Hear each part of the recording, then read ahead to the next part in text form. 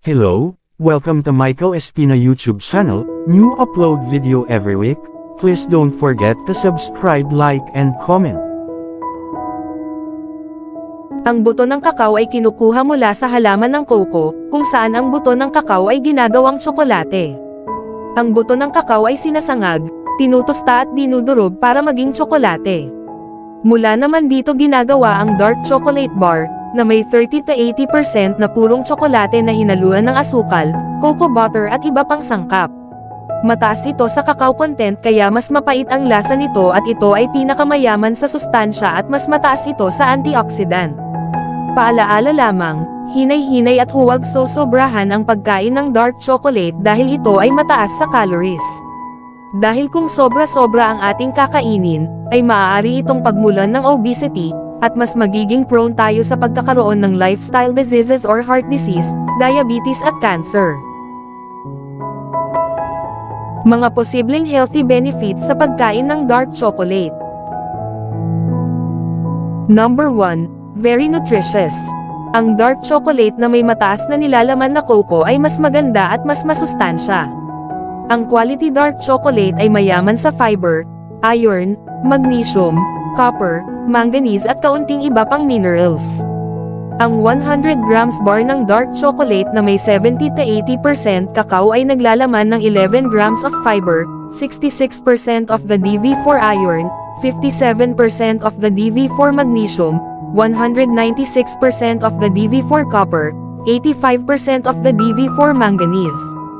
Dagdag pa dito, ito ay sagana sa potassium, phosphorus, zinc, at selenium. Number 2. Rich in antioxidant.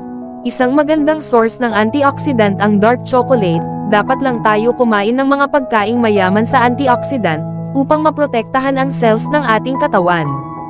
Ang dark chocolate ay nagtataglay ng polyphenols, flavonols, at catechins na nakatutulong upang malabanan ang masamang epekto ng free radicals.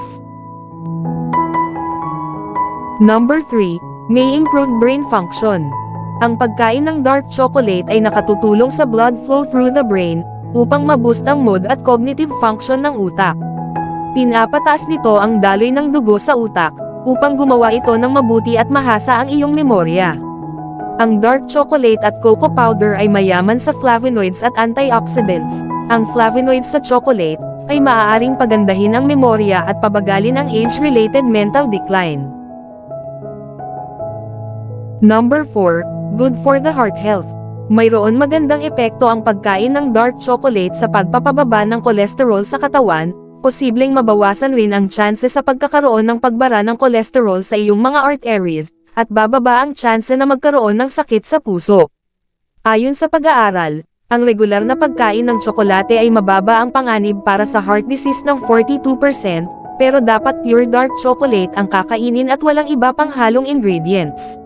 Ngunit huwag lang aasa dito, dahil mahalaga pa rin ang pagkakaroon ng healthy lifestyle at right food choices. Number 5. Help reduce inflammation and high blood pressure. Ayon sa pag-aaral, ang mga taong kumakain ng tsokolate ng regular ay may mababang C-reaction protein sa kanilang dugo, kumpara sa mga taong hindi kumakain nito. Ang C-reaction protein ay marker para sa inflammation ng arteries, na maaaring humantong sa high blood pressure, diabetes at heart disease. Ang flavonoids na taglay ng tsokolate ay nakakapag-regulate ng blood pressure. Number 6. May lower bad cholesterol. Ang pagkain ng dark chocolate ay nakatutulong upang mapataas ang iyong HDL or good cholesterol sa katawan, habang pinapababa ang LDL or bad cholesterol, ayon sa pag-aaral. Ngunit huwag lang sosobrahan ang pagkain nito. Number 7. May helps fight stress. Ang pagkain ng dark chocolate ng ounce or higit pa ay maaaring makapagpapababa ng level na stress hormone na cortisol. Ang tsokolate din ay nakapagbibigay ng happy hormone na serotonin at endorphin na tamang-tama para sa mga taong nakararamdam ng kalungkutan at may dinaramdam. Kaya kung ang tao ay nakararamdam ng stress, mas makabubuting may papayo na bigyan siya ng piraso ng dark chocolate. Number 8. Fight against skin aging, or early signs of skin aging. Ang dark chocolate ay mayaman sa antioxidants. Tumutulong ito malabanan ang DNA damage na siyang dahilan kung bakit madaling tumanda ang balat, gaya ng pagkakaroon ng wrinkles. Ang polyphenols at flavonoids sa dark chocolate, ayon sa research ay nakatutulong sa pagprotekta ng balat sa UV damage ng araw, na mayroong malaking epekto sa maagang pagtanda.